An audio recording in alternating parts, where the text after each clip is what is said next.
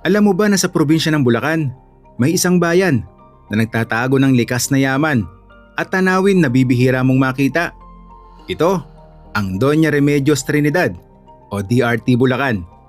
Tahanan ng kabundukan, ilog at mga talon.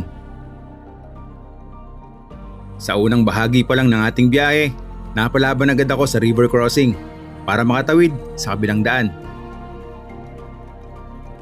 Habang nagpapatuloy ang paglalakbay, tanawang lunti ang kapaligiran at sa malayo makikita ang ganda at kapal ng kagubatan ng kabundukan ng Sierra Madre.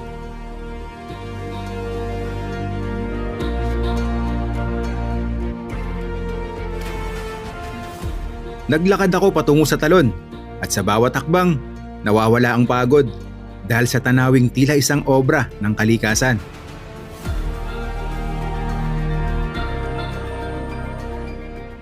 Hanggang sa marating ko ang isang tagong hiyas ng DRT Bulacan, ang Zamora Falls.